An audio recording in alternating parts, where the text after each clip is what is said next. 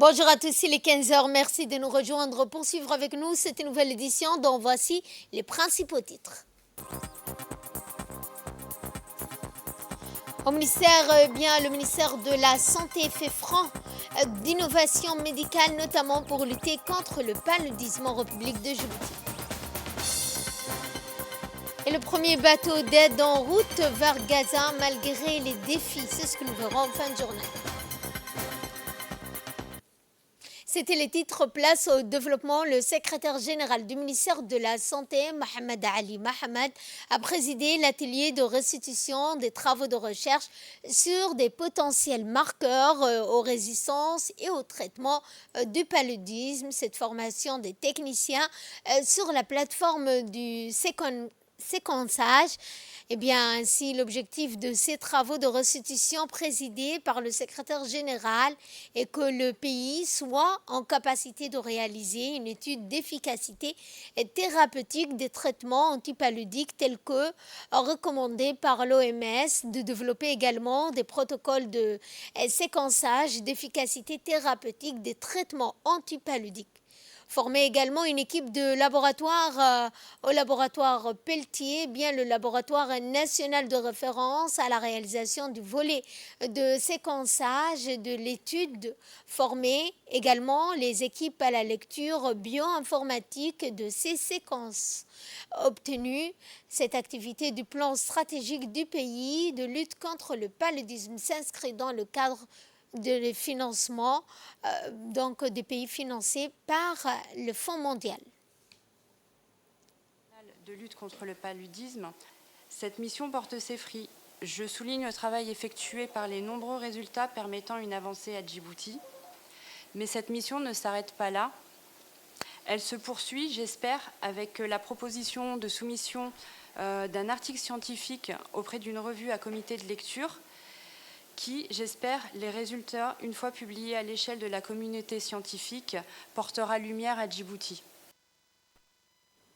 Dans son intervention, le représentant par intérim du bureau de l'OMS à Djibouti a remercié le secrétaire général pour son initiative à participer à la restitution de ces travaux qui permettront, a-t-il dit, de rejoindre les initiatives recommandées par l'Organisation mondiale de la santé de lutte contre le paludisme.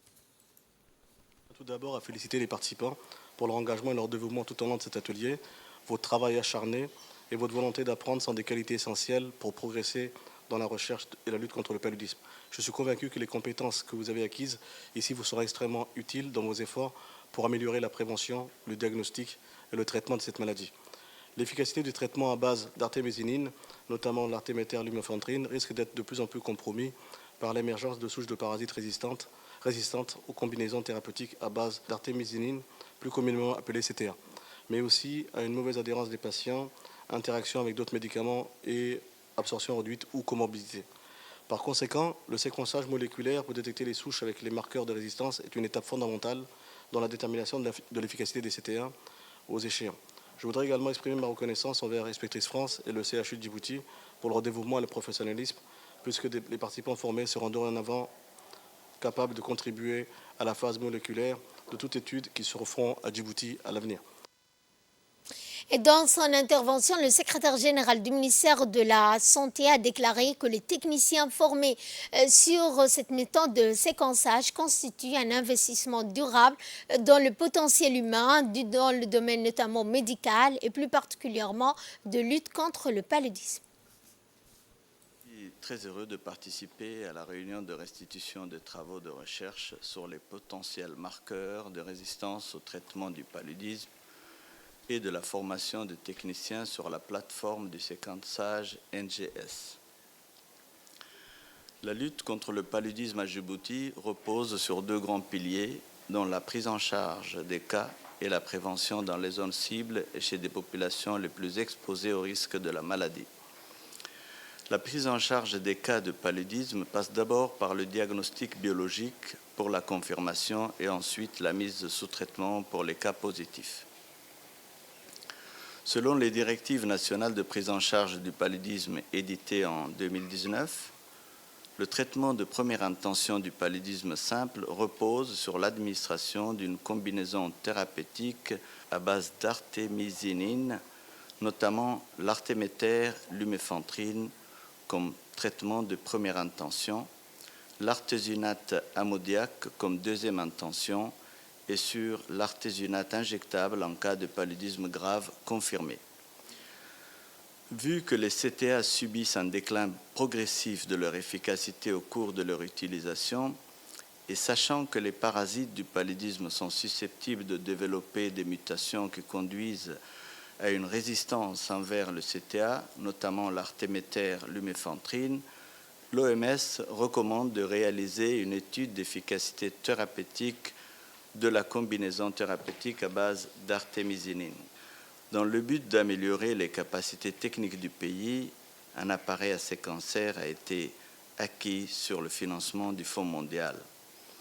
Avec l'appui d'Expertise France, une formation de techniciens sur l'utilisation et le maintien de cet équipement et des travaux de recherche sur des potentiels marqueurs résistants au traitement du paludisme ont été effectués en 2023.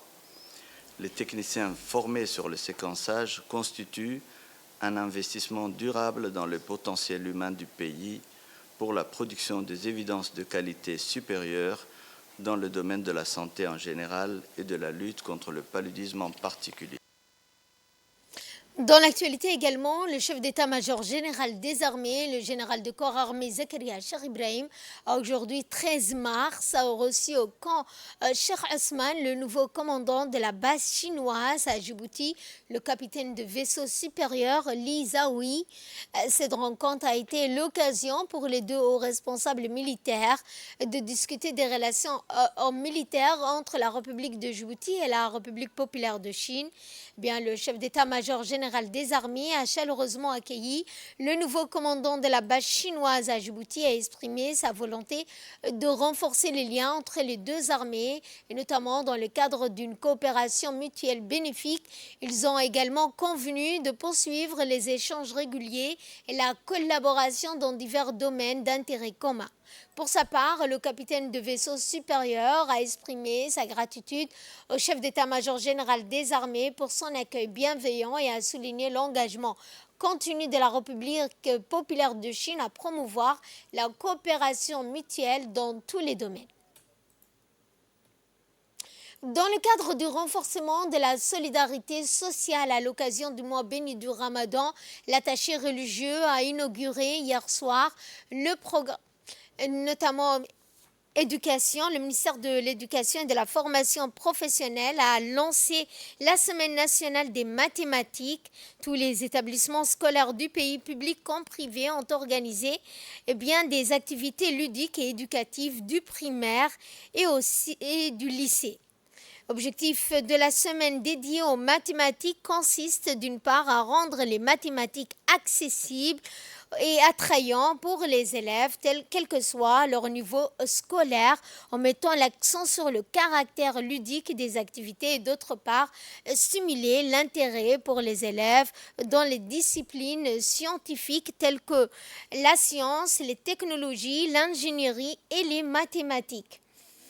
Des ateliers de jeux mathématiques, de concours pour notamment la résolution de problèmes et d'expositions interactives et bien d'autres activités ont été organisées dans les écoles. Les élèves ont pu avoir l'occasion de découvrir la beauté des mathématiques tout en développant leurs compétences en résolvant des problèmes et des énigmes.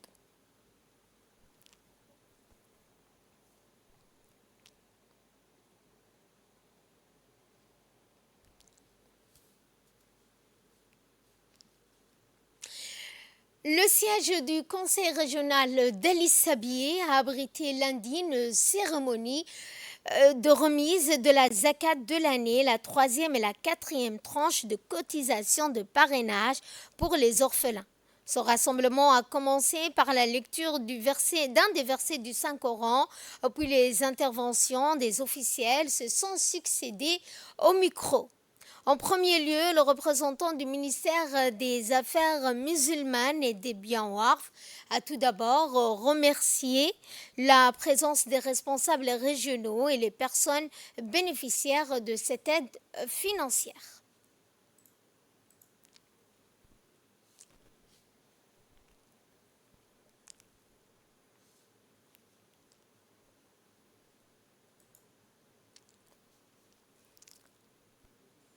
Et en prenant la parole à cette occasion, le président du conseil régional a tout d'abord, Shermake Hassan Alaleh, a souhaité la bienvenue aux membres du ministère des Affaires musulmanes et des biens waqf. Les sommes d'argent, a-t-il dit, destinées aux orphelins sont une belle action, surtout en ce mois béni du Ramadan. Et dans son intervention, le préfet de la région, Abdelmalik Mohamed Banouta, a exhorté tous les participants à innover, surtout en ce mois béni du Ramadan, a-t-il dit. C'est une chance de contribuer aux donations de la zakat et les cotisations de parrainage au profit des orphelins. Il a également exhorté les commerçants de la région qui ont les moyens de contribuer à ces donations de bienfaisance. Dans le cadre du renforcement des relations entre notamment l'Arabie Saoudite et la République de Djibouti en ce mois béni du Ramadan, l'attaché religieux a hier soir, dans le cadre du programme des serviteurs des deux lieux saints visant à fournir des iftars à Djibouti pour cette année 1445, correspondant à cette année 2024 à la mosquée Salman Ben Abdelaziz pour la supervision et sous la supervision de l'ambassade de l'Arabie Saoudite à travers cette initiative humanitaire. L'attaché religieux a offert un iftar à 3005 jeûneurs pendant le mois de Ramadan. Il convient de noter que le Royaume d'Arabie Saoudite n'a ménagé aucun effort pour servir l'islam et les musulmans dans diverses parties du monde musulman. Il convient également de noter que l'ambassade de l'Arabie Saoudite offre quotidiennement un iftar collectif à la mosquée du roi Salman Ben Abdelaziz à Djibouti pendant tout le mois du Ramadan. En sport, cette fois, et dans le cadre des Jeux africains à Accra, les athlètes djiboutiens ont entamé leur parcours de façon remarquable. Ahmed Barkhat et Hussein Gaber ont brillé dans les épreuves de natation, réalisant des performances impressionnantes sur 100 mètres nage libre et papillon. Parallèlement, les 4 cyclistes représentant Djibouti ont livré de remarquables prestations lors de la première étape de 163 km, marquant ainsi leur première participation à cette compétition de cyclisme. L'épreuve d'aujourd'hui a été remportée par un athlète de l'île Maurice, suivi de 2 cyclistes érythréens. Pour nos représentants, 2 autres défis demeurent la course contre la montre et l'étape par équipe.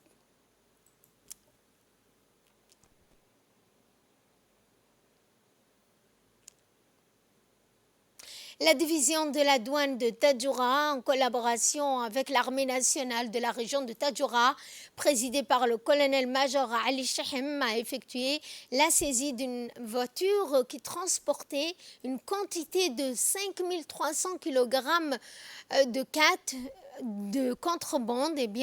Le directeur général des douanes, Gouled Ahmed Youssouf, a félicité tous les collaborateurs de l'armée de la région de la douane et de Tadjoura et encourage à contribuer notamment pour mettre fin à ce genre de commerce illicite qui nuit à l'économie nationale. Dans l'actualité internationale, en Afrique du Sud, cette canicule à Johannesburg, la ville de Johannesburg, capitale économique de l'Afrique du Sud, est confrontée actuellement à une pénurie d'eau qui ne cesse de s'aggraver, perturbant considérablement la vie quotidienne de milliers d'habitants. La société chargée du traitement d'eau dans la province a annoncé qu'une de ses stations de pompage sera suspendue suite à une coupure d'électricité massive, laissant de larges parties de Johannesburg sans eau. Le service de météorologie sud-africain a émis également un avertissement suite aux fortes précipitations de forte chaleur cette semaine, avec un pic attendu pour aujourd'hui mercredi. Je vous le disais dans les titres, un premier bateau chargé de vivres est en route aujourd'hui, mercredi, pour la bande de Gaza où la population est menacée de famine, en plus des bombardements après 5 mois qu'Israël bombarde les civils palestiniens sans trêve valorisant.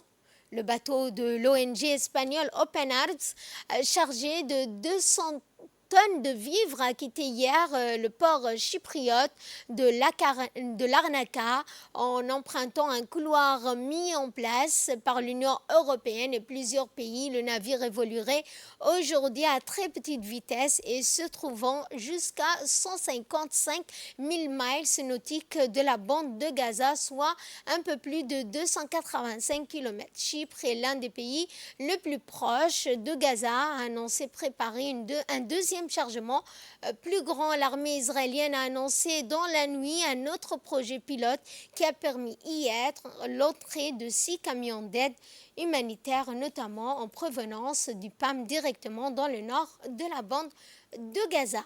C'est sur ce point que ce journal touche à sa fin. Merci à vous de nous avoir suivis. Excellent après-midi à toutes et à tous.